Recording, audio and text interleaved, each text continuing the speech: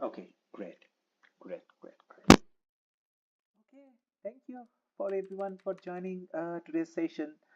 I thought that maybe I could not make it because we had a power cut, and I sent a message to Liz that no, please cancel today's session.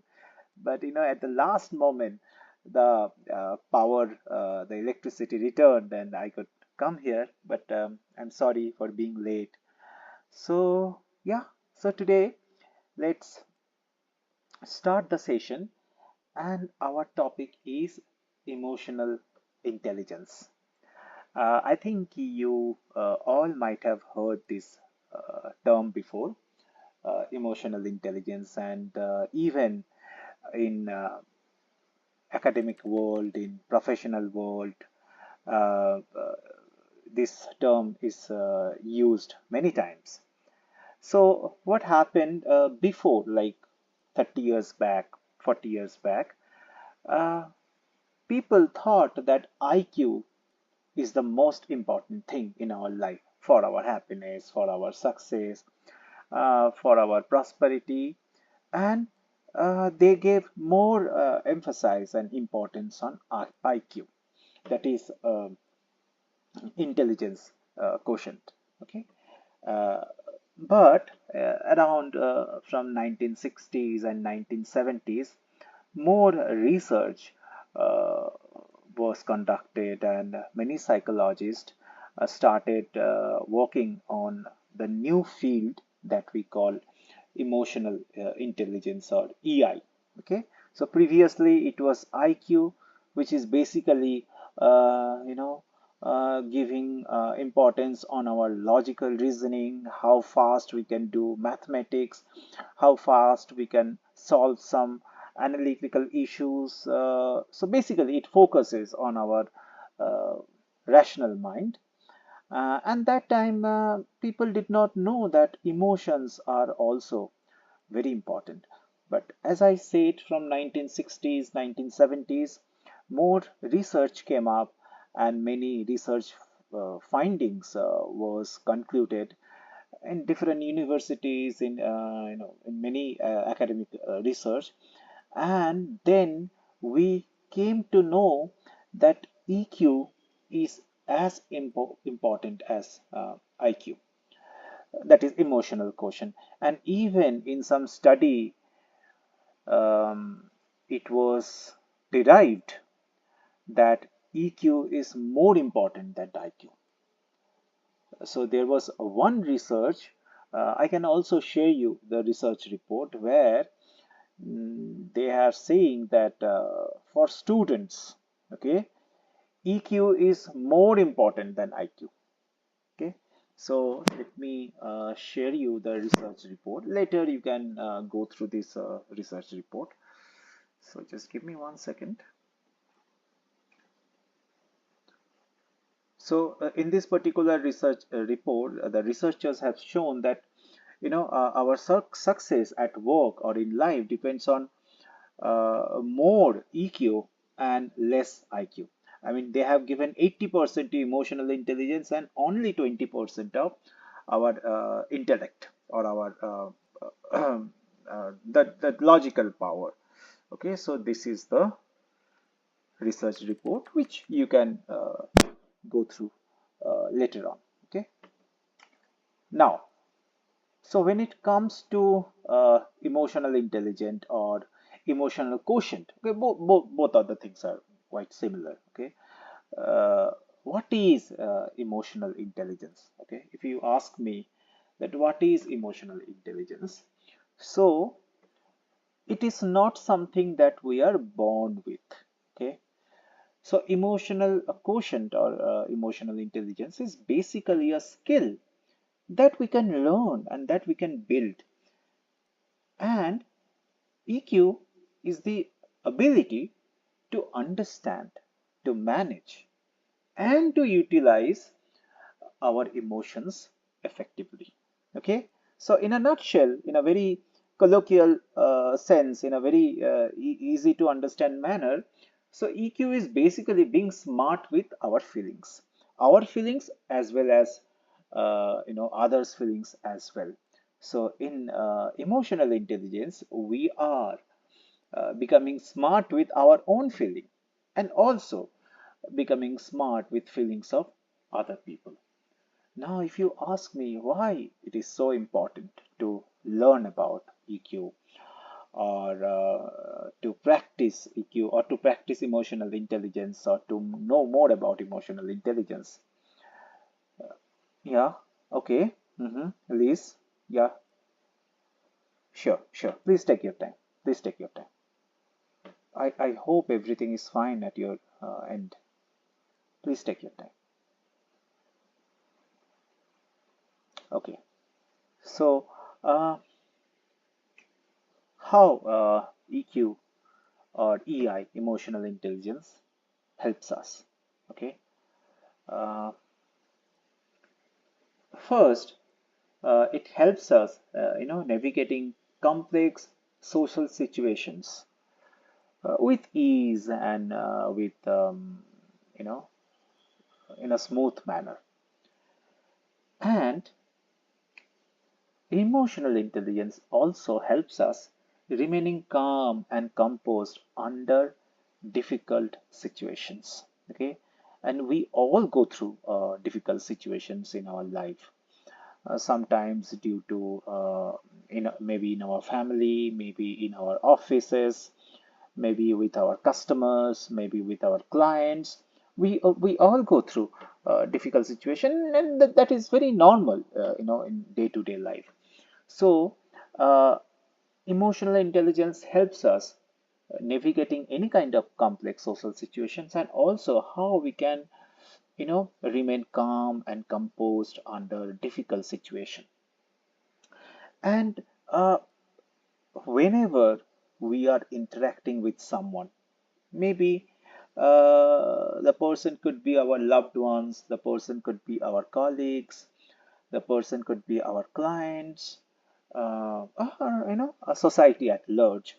We can practice this emotional intelligence. Okay, and uh, like we all are emotional beings, and no matter uh, like we agree or we deny, the emotions are going to play a vital roles in our life. Okay, and I have seen some people say, "Oh, I'm not emotional at all. I'm very logical." But later I found out that person was most emotional. You know, so you may have seen this kind of um, I mean, people you must have met, those people who think that they are very strong and they are not emotional, but later you could find out that they are very emotional in nature, and that is a normal thing. I mean, we all humans are uh, emotional, and there are different emotions which come to play in our mind, and that's what makes us human. So we should not be ashamed about that we are emotional. We should not be ashamed that sometimes I feel sad, or sometimes I feel morose, or sometimes I feel, um, you know, like lonely. Sometimes I feel excited. These are the qualities which makes us human. But EQ, or emotional intelligence, teaches us how we can manage and how we can balance those emotions so that we do not hurt another person, or we do not, uh, you know, uh, trigger a particular situation. We do not get triggered by a particular situations. We do not, intentionally harms others, or we do not become rude. We respond rather than reacting. So these are all the things which emotional intelligence teaches us, because we all are living in a society, and we all are interacting with people, and the moment we speak to someone, we do a kind of emotional exchange. Maybe it's not very prominent in second life, because in second life we cannot see a person's actual body language, yes, we can see the avatar and the kind of gesture, the kind of animation, AO, animation override, the kind of uh, uh, you know postures, but we cannot see the exact human being because it's not a video conferencing, just like Zoom call or Microsoft Team, but here we are representing our mind through a 3D avatar. But in real life, whenever we speak to someone, whenever we are spending time with someone, we exchange our emotions.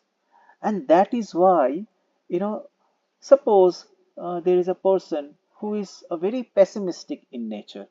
He or she always talks about negative things in life, always talks about something which is going bad in the world, something which is going bad in the neighborhood, how the economy is going down, or always talk about negative thing. So if you spend time with the person for some time, you also start feeling negative. Have you observed this thing ever in your life? Have you had this kind of incident? I have had many, many times. I had this kind of incident. Okay, because yes, because we are influenced and we are impacted by someone else's emotions as well. That's fine, Protlinka. Uh, I mean, see, we cannot become positive all the time because we all have our life challenges. Sometimes because of our upbringing, because of the kind of I mean the behaviors that we have cultivated, the kind of viewpoint and perception that we have developed, because of that, sometimes the negative things come to our mind. But we need to go beyond that. I mean, we need to look at the brighter side, not like those self-help books which always ask us to remain positive, but that's a kind of toxic positivity. It's not possible to become positive all the time. But whenever we get chance, we can, look at the brighter side of the life, and it's fine to become negative as well. But the moment we are interacting with someone, we are exchanging our emotions. So that emotion could be sadness, joy, happiness, excitement. When little children play with each other, they share excitement. So one child is brimming with excitement. Another person, another child, when he is mingling with him, he also gets excited because maybe they are going to play football or they are going to do some activity. So the similar things with adults as well. So emotional intelligence does not teach that we should suppress our emotion. Never. It never teaches that we should suppress our emotion. Rather, it teaches how we can channelize those emotions in a better way. Okay? Not suppressing those emotions, but how we can channelize it. And it has some elements, or it has some components of emotional intelligence. And at the end of the discussion, we will also discuss that how mindfulness and emotional intelligence overlaps. Like, what is the relationship between mindfulness and emotional intelligence? So, when it comes to the components of emotional intelligence, so there are basically four pillars of emotional intelligence. The first is self-awareness. Okay, now why um, self-awareness? What does it serve? Self-awareness. So self-awareness basically means knowing ourselves. You all must have heard that, the famous Greek saying, probably it's a Greek saying, that know thyself. The Socrates said that. Many other Greek philosophers said that, know thyself. So self-awareness basically means that why we react in a particular way, or why we react in a certain way. What, you know, makes us triggered? What makes us angry? What makes us sad? What makes us anxious? What makes us stressed? So, this self awareness is basically becoming aware about who we are and how we are influenced by internal and external stimuli. So, internal could be our own feelings, our own emotions, and external could be emotions of other people. Okay, so when we are becoming self-aware, then I can find out. Okay, if I watch this kind of content, uh, I might get bad dreams. I will give you the example of my own wife. She never watches horror movies, even though sometimes I feel like it's a fun watching horror movies, but my wife, she never watches horror movies, and even if I play a movie in laptop or television, she just go to another room because she says that if I watch the horror movies, there are many famous horror movies, very funny, not funny, I mean, it's a lot of fun to watch those horror movies together with your family. But she never does that. She said that if I watch those horror movies, I might get bad dreams at night, and I will get scared, and I'll not be able to sleep. So this is a one example of self-awareness, that she knows that this kind of thing is going to give trouble afterwards. So if she watches the horror movie, later on she will have difficulties. Exactly, Suki. So this is another example what Suki said, that she cannot watch war movies because we see a lot of violence in war movies, a lot of death and a lot of suffering, and maybe later on it might impact Suki's mind, or her mental health. So self-awareness teaches us this thing, that know thyself. Know what makes you happy, what makes you sad, what makes you depressed, what makes you excited. Uh, there is another incident. I have a friend, and she is very, impulsive shopper. Whenever she goes inside a shop, she will buy at least three, four things which she did not plan before. It could be a shopping mall, it could be cosmetic shops, it could be something. So at the end of the month, when all her money is finished, she avoid going inside the shopping mall, or going inside those luxurious shops, or cosmetic shops, because she knows that if she goes, some impulsive shopping behaviors will get triggered, and she will end up buying something which she did not even plan about. So these are some real life example of self-awareness. Also, like, some people know that what are the different things that will make them angry, so they avoid those kind of situations. That is fine. That is fine. So self-awareness basically teaches us that how we can get to know ourselves, in better manner. And mindfulness is also helpful in this particular situation, because when we are practicing mindfulness, we are also knowing our emotions which are playing. We are also being aware about the thoughts, the feelings which are clouded, which are clouding our mind.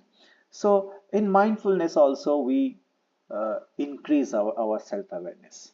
Okay, like, mindfulness involves like paying attention to the present moment without any judgment.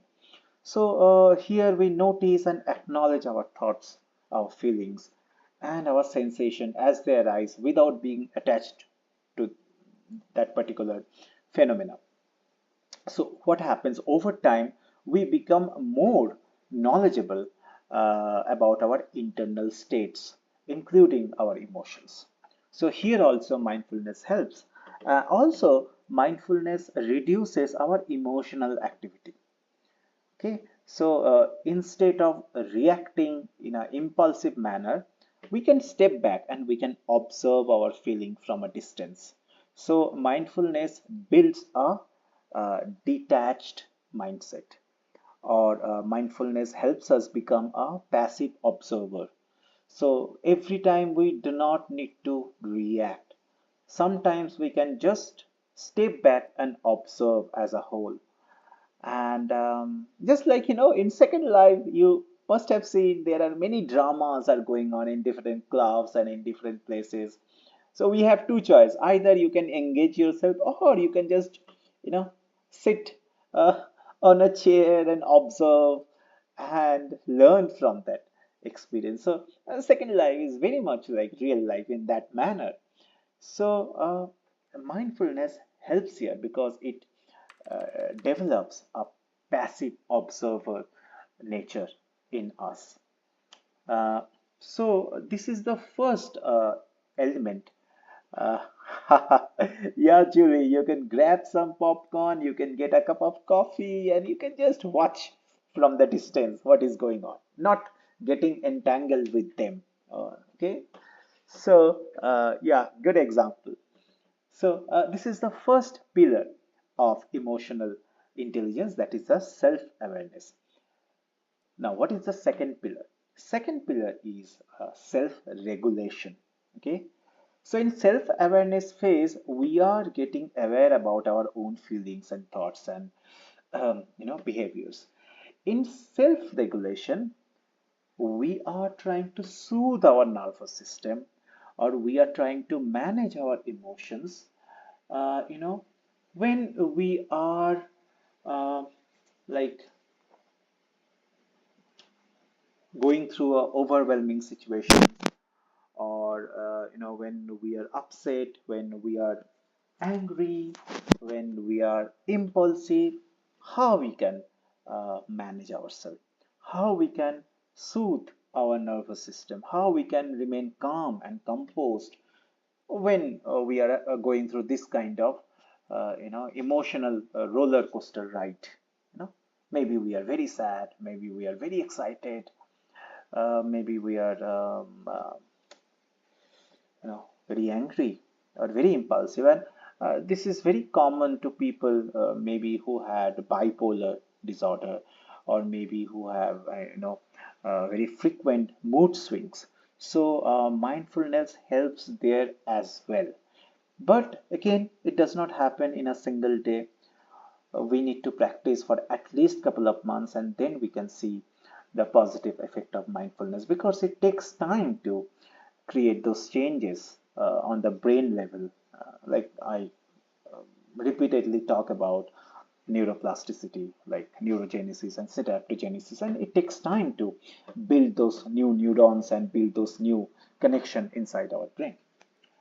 After self-regulation, the third pillar of emotional intelligence is social awareness. Okay, now social awareness is basically developing the ability to understand and empathize with other people. Most of the time, we react, we do not respond. For example, let us discuss a situation. Suppose I am in a very stressful situation at work, and a colleague snaps at me, or shouts at me. So instead of reacting in a similar manner, I can just take a deep breath and try to understand why the colleague um, shouted at me, or why the colleague might be feeling upset, and that emotion manifested in such a manner. Maybe they had a bad day. Maybe he or she was scolded by the boss. Maybe she is going through a personal issue. Maybe he or she is just having a bad day. And when I asked for help, or maybe when I asked something, she behaved in this particular manner. So instead of reacting in a very similar way, so she shouted at me, I will also shout her back. So instead of doing that, I can just step back and try to find out, like, other day she does not behave like this. Other day she is very friendly person, she is very helpful person. What happened today? Maybe she is going through a difficult time. Maybe she some personal issues are there. So the moment we try to understand, we developed compassion, we developed empathy. So this is what social awareness tells us, because we all are going through some kind of suffering. Maybe all our sufferings are different, but all our days are filled with good time. I mean, good moments and bad moments. All our days are filled with, some joy and some sadness. Uh, some light and some darkness. I think you all have heard, know about a famous poet called Rumi. He was a Persian poet, and he had a wonderful quotation that um, both the light and darkness are nothing but the dance of love. Both the light and darkness are nothing but the dance of love. But sometimes we are not able to see that love even in those dark times. So sometimes we react with our spouse, with our like our father, our mother, our siblings, our children, not understanding their situations or not empathizing enough. It's not that they are intentionally doing this thing, they're intentionally being rude, they're intentionally reacting. Something is going on with them, and because of that, that emotion gets manifested in this particular way. So the moment we have this insight with us, we will call it social awareness. Okay, and the last pillar of emotional intelligence is social skills. Also, if you look at some other theory of emotional intelligence, they have also included motivation. Okay, some many psychologists they have included some other elements as well. But basically, more or less, these are the basic elements of EQ, or the components of EQ: self-awareness, self-regulation, social awareness, and social skills. And when we are talking about social skills, it's basically how we are communicating with other people. Okay, like whether we are becoming a good listener or not, whether we are paying attention to their speaking or not, whether we are becoming kind and compassionate, listening to them or not, whether we are responding in a timely manner or not. So all these things comes under the social skills. We should not hurt anyone's ego. We should not, humiliate a particular person when we are communicating. We should not make someone feel inferior when we are communicating with each other. So these are some basic rules of social skills. And there are many books available on social skills. One book which was very popular at one point of time, the Dale Carnegie book. And I think there is a Dale Carnegie Institute also who has different kind of workshops, and basically they talk about these social skills, that how we can develop social skills, because social skills is so important, not only in our personal life, in our professional life, if we are doing business, if we are doing any kind of community building, we are helping people, we are running an NGO, we are teaching. Social skills is very important in teaching, because we have to know everyone's psychology and how we can serve everyone, giving them the knowledge, the skills. So it's a very integral part of our life, the social skills, because we are not alone in this world. We are interacting with each other, and always we are exchanging our emotions. So quickly, I will just tell that how mindfulness overlaps with emotional intelligence. Okay. Now, one I have already discussed, that the self-awareness part, that um, how we becoming more self-aware when we practice mindfulness. The second thing is the self-regulation part. What was the self-regulation? That how we can remain calm and composed under stressful situations, or when we are overwhelmed with different kind of emotions. Maybe we are very excited, or very angry, very upset, very impulsive. So there also mindfulness helps us. So whenever we uh, practice mindfulness, so it helps in emotional regulation.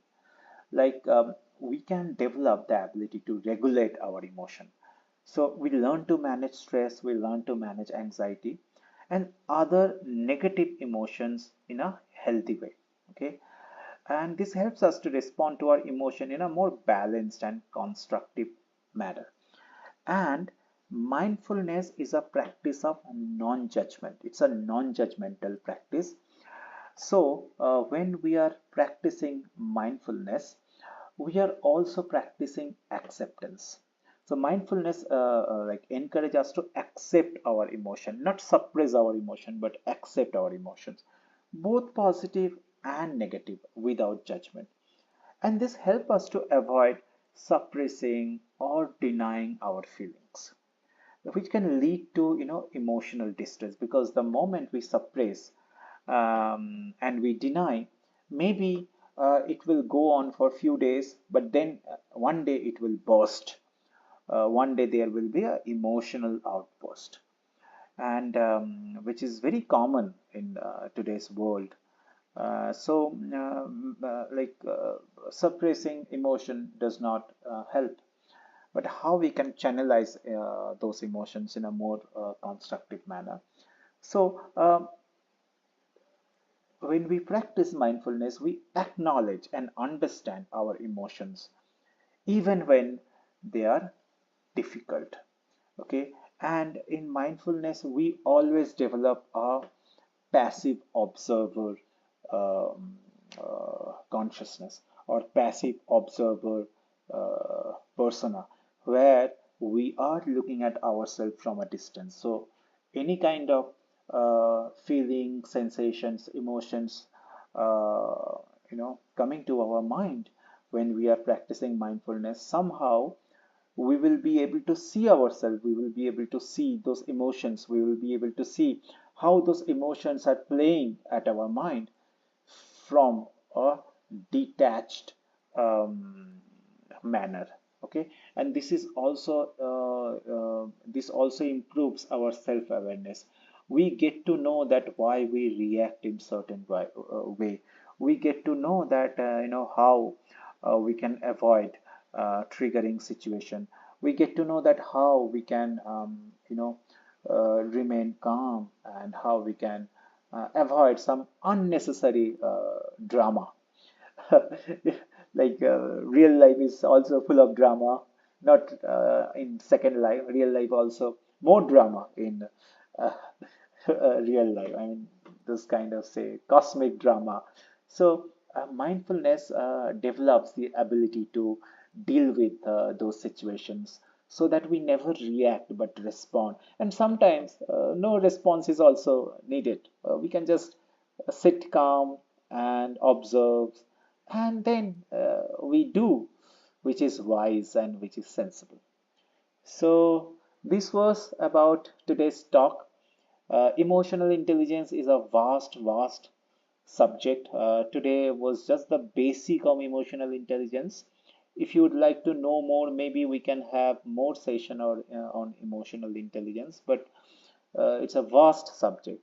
Many research have been conducted on emotional intelligence or EQ, and there is one person who is like a authority in emotional intelligence. His name is Daniel Goleman, and he has also written a book called Emotional Intelligence. You can also read his book. Very nice person, very wise person, I would say. And also in future also we can have more sessions on emotional intelligence. Okay, now if you have any questions or if you would like to share your experience, feel free to do so, because I also learn from you as well, from your experience as well. Any question, or if you would like to share any experience. Could you all hear me properly? Because we did not have power and my internet was also getting interrupted sometimes. So I just worry that if you all could hear me properly today.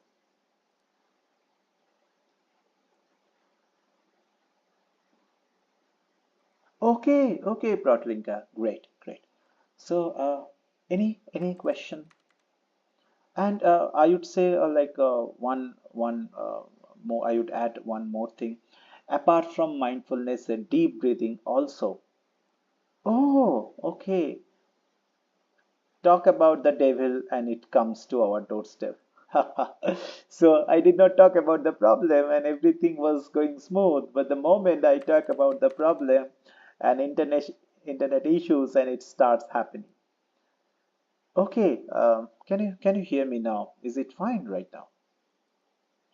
Because my internet is sometimes going down. I can see the tower going down sometimes. Okay, can you hear me now?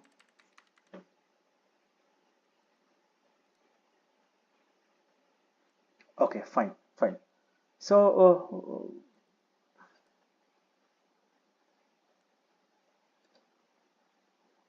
yes. So, if you have any question or would like to share your experience, you are most welcome. And then we shall close today's session. Okay, okay, okay, great, Pratlinka, fine. Yes, what I was about to say that apart from mindfulness, there is also one another important thing which is very effective when we are under stress, or we are very angry, or when we are going through a very overwhelming emotional mindset or emotional phase. Uh, we can practice some deep breathing. Okay, for like 2 minutes, deep breathing will just reset our mind, and it will clear the brain fog. Sometimes we have brain fog. Our cognitive function does not work. We are not able to think clearly. We are not able to analyze a particular situation. So maybe sometimes we are very angry, sometimes we are very overwhelmed. So that time we can just close our eyes and practice deep breathing for a few minutes. I mean, 2 minutes minimum. You can do it for 5 minutes as well, and it has helped many people. And even there are many articles you can find out on deep breathing, and that also you can do. It will clear the brain fog and it will reset our brain just for doing deep breathing for a few minutes. Okay, so no question, I guess. Any question on today's topic? Otherwise, we can close today's session, and next Monday we shall discuss something new. Let's see which topic comes to my mind, and then we can do that. And I will upload this YouTube session and this session on YouTube, and we can check later on. Okay, I'm glad you liked it, Protlinka and Suki, and thank you everyone for coming here and participating. Liz has come. Welcome, Liz. We have just finished, so I hope everything is fine at your side. Because Liz said that a little emergency has come up, so I hope everything is good there. So, oh, okay, okay, no issue, Liz, no issue. So we have just finished the session, Liz, and thank you so much, everyone, for joining. And next Monday we shall come and we shall discuss something new. Bye, everyone. Namaste, and have a great week.